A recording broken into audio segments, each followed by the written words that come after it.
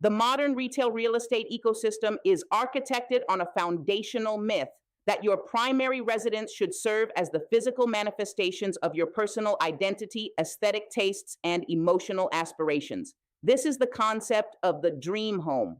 For the first time buyer entering the macroeconomic framework of May 2026, anchoring your initial capital deployment to an emotional fortress is not just a psychological risk. It is an act of structural financial sabotage.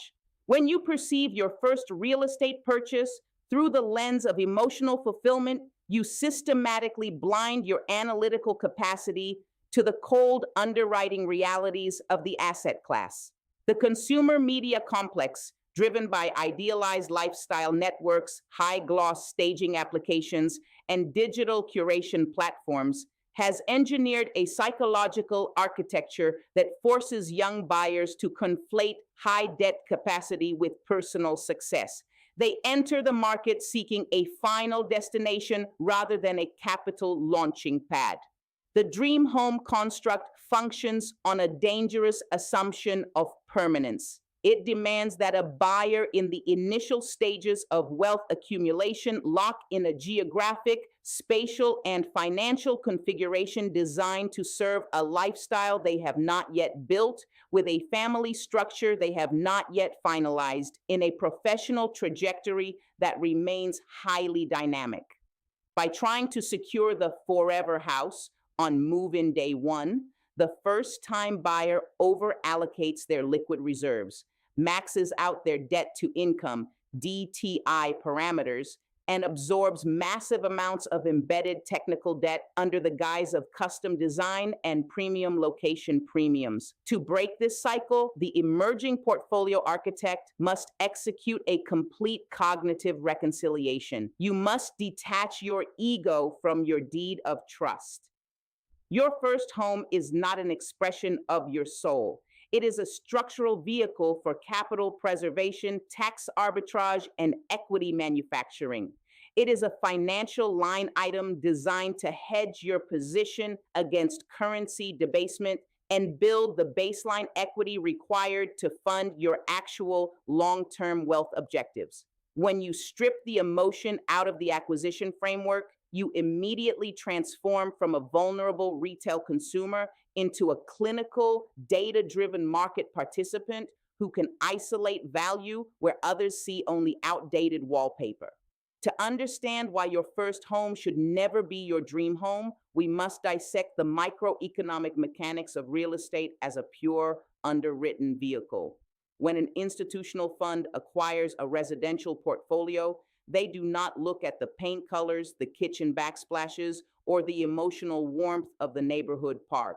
They look at the asset through a rigorous mathematical filter: cash on cash return, internal rate of return, IRR, cap rate, debt service coverage ratios, and depreciation schedules. As a first-time buyer, your primary residence is the single largest financial underwriting exercise you will ever undertake. Treating it with less mathematical discipline than an institutional investment committee is a catastrophic error. Every residential property is composed of two distinct economic elements: the land value, which represents a finite geographical position with structural scarcity, and the improvements value, which represents the physical structure sitting on that land. The physical structure is a depreciating asset. From the moment the final nail is driven into the frame, the roof, the mechanical systems, the plumbing, and the building envelope begin a continuous path toward physical obsolescence. The dream home premium is almost entirely loaded into the improvements value: the high-end finishes, the vaulted ceilings, the customized media rooms, and the designer landscaping. When you pay a premium for these cosmetic improvements, you are buying an asset class at the absolute peak of its depreciation curve. The moment you cross the threshold, those custom finishes begin to lose value in the eyes of the broader market, while requiring compounding capital expenditures, CapEx, to maintain their operational integrity.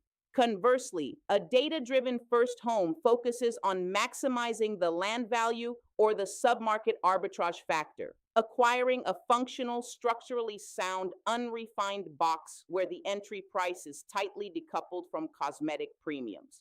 By focusing your capital allocation on the baseline structural asset rather than the emotional improvements premium, you insulate your principal from market compression and set the stage for explosive equity growth through tactical renovation. The mechanics of institutional lending are designed to calculate one core metric above all others: your capacity to service debt under stress, measured through your debt to income DTI ratio. Lenders break this down into two streams: the front end DTI, which measures your total housing expenses, principal, interest, taxes, insurance, and HOA fees, collectively known as PITI, against your gross monthly income, and the back end DTI, which includes all housing expenses plus your recurring consumer debts, car loans, student debt, credit cards. When a first time buyer seeks to purchase their dream home as their initial acquisition, they actively encourage what financial analysts call financial strangulation. To qualify for a premium asset, the buyer must push their front end DTI to the absolute maximum legal threshold allowed by agency guidelines, often up to 45% or even 50% for certain conventional and FHA loan products. Let us look at the real-world mathematical flow of this allocation. Consider an executive earning a gross monthly income of $10,000. Under a maxed-out dream home configuration at a 50% DTI, their monthly PITI commitment is fixed at $5,000. After accounting for federal and state income taxes, health insurance allocations, and retirement contributions, their actual net take-home pay is approximately $7,200. Once the $5,000 fixed housing cost is deducted, the buyer is left with exactly $2,200 a month to cover food, transportation, utility grids, healthcare, consumer debt obligations, and, most importantly, savings and investment capital. Their balance sheet is completely brittle. A single unexpected vehicle transmission failure, a medical event, or a minor corporate restructuring can plunge this household into technical insolvency. Now, consider the alternative financial architecture of a tactical starter home. The same executive intentionally restricts their housing acquisition budget to a conservative 30% front-end DTI, fixing their monthly PITI at $3,000. This structural decision immediately changes the dynamics of their personal balance sheet. Out of their $7,200 net take-home pay, they retain $4,200 of monthly discretionary cash flow. This $2,000 monthly differential is not just extra spending money, it is high-velocity capital. Over a 48-month stabilization period, this $2,000 monthly surplus accumulates into $96,000 of pure liquid cash reserves, completely separate from any market appreciation of the underlying real estate asset. This capital can be deployed directly into high-yield financial instruments utilized as a down payment for a secondary cash-flowing investment property, or kept as a bulletproof emergency moat that allows the buyer to operate with complete psychological freedom in their career. The single greatest mathematical shock to the uneducated first-time homebuyer is the reality of the standard 30-year fixed amortization schedule. Retail buyers understand that they are paying interest, but they rarely comprehend the brutal asymmetrical structure of how that interest is extracted by financial institutions over time. Mortgage debt is front-loaded. In the initial years of a 30-year amortization cycle, your monthly payment is mathematically skewed to service the outstanding interest balance of the loan while contributing a microscopic fraction toward the reduction of the actual principal balance. This is the interest penalty. Let us run a comparative underwriting analysis between a $750,000 dream home purchase and a $375,000 tactical starter home purchase. assuming a constant market standard interest rate of 6.5% for both assets. Analyze the year one structural drain on the $750,000 dream home. Out of the $56,880 paid into the debt instrument across the first 12 months, a staggering $48,342 is completely burned as unrecoverable interest. Only $8,538 goes toward building equity in the property. If the buyer of this dream home decides to relocate or exit the asset after 4 years due to an unexpected life alteration, they will have paid nearly $190,000 in interest alone, while barely moving the needle on their outstanding principal debt. Now look at the $375,000 starter home. The monthly principal and interest commitment is cut exactly in half to $2,370. In year one, the unrecoverable interest burn is reduced to $24,171, while the percentage ratio of interest to principal remains identical across the amortization curve. The absolute dollar drain on the buyer's net worth is slashed by $24,171 annually. By opting for the lower tier asset, the buyer effectively saves over $2,000 a month in non-recoverable interest costs. When you combine this interest optimization with the $2,000 DTI monthly cash flow surplus outlined in Section 2.1, the starter home architecture allows the buyer to retain over $4,000 a month in wealth that would have otherwise been permanently extracted by the banking grid. The fatal error of the forever home philosophy is that it attempts to treat a highly dynamic biological and professional life cycle as a fixed, unchanging reality. For an individual or couple in the wealth accumulation phase of their career, their entire personal and professional infrastructure evolves at a blistering pace. A home that feels like a perfect architectural fit on a Saturday afternoon in your late 20s can become a severe operational constraint less than 36 months later. Let us map out the velocity of the 5-year life cycle shift. Within a standard 60-month window, a young professional can realistically experience multiple major structural changes. A major promotion requiring a relocation to a completely different corporate market node, a career transition from W-2 corporate employment to a high-scale entrepreneurial startup, marriage, or the birth of multiple children. Each of these events fundamentally alters your spatial requirements, your geographical dependencies, and your cash flow needs. If you bought a maxed-out dream home at the start of that cycle, your property structure is completely misaligned with your new reality. If you accept a major career advancement opportunity across the country, you are forced to exit an asset laden with high front-loaded debt, subjecting your hard-earned equity to transaction frictions. If you expand your family rapidly, a house chosen purely for its sleek urban design might lack the functional footprint and school district alignment required for long-term stability. The tactical starter home recognizes this life cycle velocity. It is intentionally acquired as a short-term holding tool, a temporary high-efficiency capital station designed to absorb market appreciation and provide secure housing for a predictable 3 to 5 year horizon, giving you the complete operational flexibility to pivot whenever life changes direction.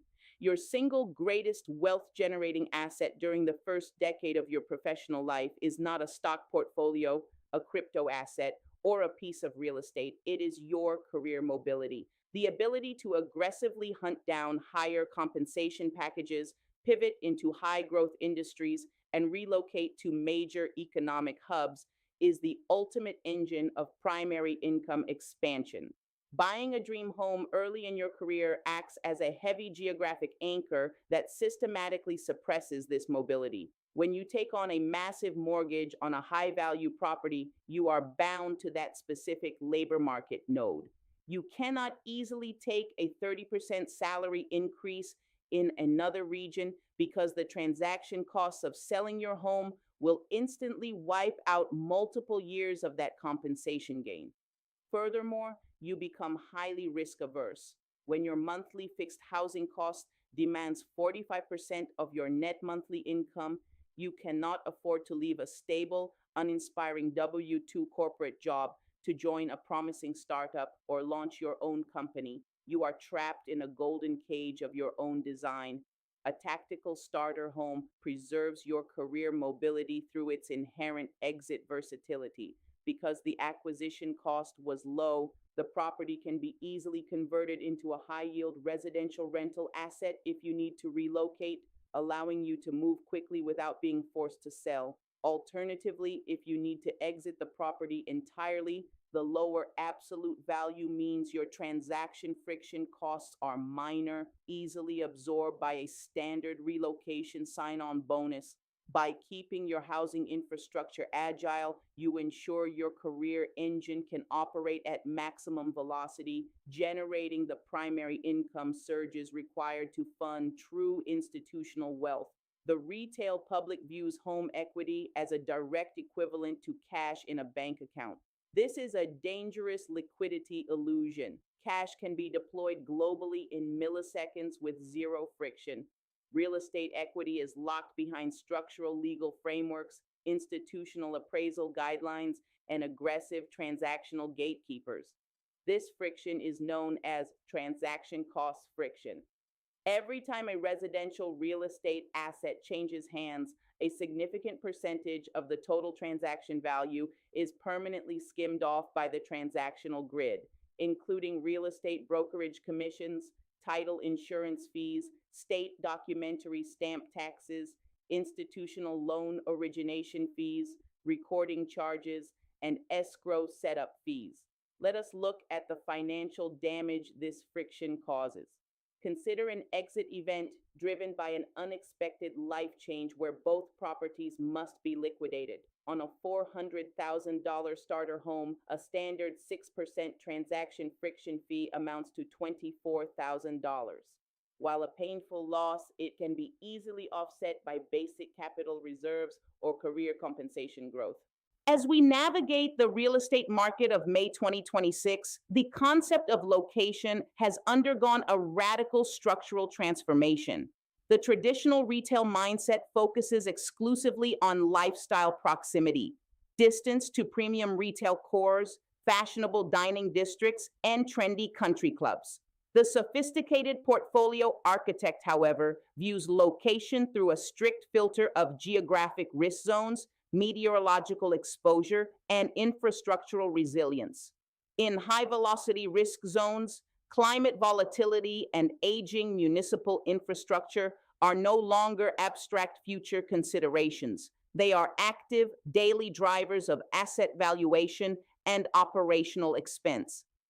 If you purchase a primary residence based purely on cosmetic style or emotional charm while ignoring its geographic risk profile, you are exposing your capital to significant liabilities. Properties located in low-lying coastal basins, adjacent to unreinforced canal networks, or sitting within historical floodplains are facing a permanent repricing of their risk profiles. As a first-time buyer, purchasing a maxed-out dream home in an exposed geographic sector means you are placing your entire financial foundation at the mercy of a single meteorological event or municipal infrastructure failure. A high-resilience starter home approach prioritizes geographic defense. You look for assets situated on high natural ridges, utilizing modern water management infrastructure and physically shielded from major storm surges. By securing an entry-level asset in a highly defensive geographic position, you protect your principal investment from structural destruction and ensure your underlying land value remains secure through any environmental cycle. For decades, flood insurance pricing was managed via archaic, uniform macro zone maps. A property was either in a zone AE or a zone X, and the premiums were standard regardless of the home's actual physical construction. That legacy system is dead.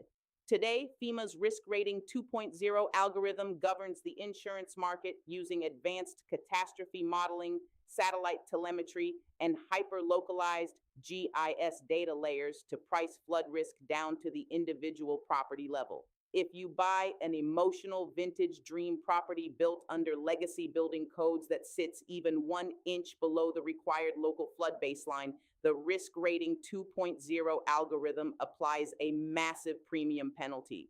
These premiums can instantly spike to $6,500 or more annually, creating a direct, unamortized drain on your monthly cash flow that lowers the eventual resale value of your asset. To protect your first purchase from this algorithmic penalty, you must employ strict flood insulation tactics. During the underwriting phase of your starter home, you must request a certified elevation certificate and audit the FFE with clinical precision. Target assets that utilize modern stem wall foundations or are situated on high elevation land assets like the Atlantic coastal ridge. A home with an FFE sitting well above the base flood line triggers automatic structural discounts within the Risk Rating 2.0 algorithm, lowering your monthly carry cost to a fraction of the cost of an unmitigated home. This structural insulation ensures your monthly housing payment goes toward principal reduction rather than servicing algorithmic risk penalties. In the high-stakes real estate market of May 2026, property wind insurance has transformed from a routine closing checkbox into a primary operational expense driver. In regions exposed to high-velocity hurricane zones, insurance carriers have suffered severe capital hits, leading them to aggressively re-engineer their pricing models. If you purchase an older, unmitigated dream home with a legacy roof structure, your wind insurance premium can easily surpass your primary property tax bill. However, this challenging insurance landscape creates a massive arbitrage opportunity for the data-driven buyer who understands wind mitigation architecture. The property insurance underwriting matrix is highly algorithmic. If you present a property that meets specific structural hardening criteria, carriers are legally mandated to apply substantial premium credits. This is the ultimate financial hack for the smart first-time buyer. We have officially reached the ultimate threshold of this masterclass. What you have just witnessed across these sections is not a collection of theoretical real estate strategies. It is an active institutional operating blueprint for May 2026. The South Florida market has officially entered its most ruthless evolutionary phase. The era of the accidental investor, the person who buys a property blindly, puts up a generic listing, and prays for market appreciation, is completely over. The current macro climate, driven by extreme insurance realities and strict capital parameters, is systematically wiping those amateurs out of the game. But for us, for the data-driven portfolio architects who operate with clinical precision, this exact same market represents the greatest wealth generation window of the decade. Remember the core tenets we proved today. We do not guess on location, we map logistical velocity and submarket arbitrage. We do not pay the retail branding tax. We find functional obsolescence with perfect structural integrity. And we never, ever expose our principal capital to weather or expense volatility. We systematically harden our building envelopes to manufacture instant equity and lock in permanent cash flow. This is how you win. This is how you out-negotiate the entire retail market, isolate your principal from macroeconomic shifts, and build an ironclad real estate empire that prints money while others scramble. If you are a serious investor, an executive, or a capital partner looking to deploy wealth into the South Florida grid using this exact level of forensic underwriting, do not wait. The window to secure assets under our target baseline is compressing daily. Hit the link below right now to schedule a private portfolio evaluation with the South Florida Home Finder team. We will audit your capital strategy, run your numbers through our active risk multipliers, and show you exactly where the next unrefined bunker is waiting to be manufactured. Don't forget to smash the subscribe button, drop a comment with your thoughts on our regional corridor breakdowns, and share this masterclass with one person who needs to stop buying retail real estate. We are South Florida Home Finder Team. Stay focused, stay disciplined, underwrite with pure data, and I will see you inside the next asset. Peace. Follow us on Instagram at South Florida Home Finder Team for daily Rios X visual breakdowns, pattern interrupt hooks, and inside access to the region's most secure wealth fortresses. Subscribe to our channel for deep dive property analysis, topographic risk evaluations, and step-by-step portfolio engineering guides.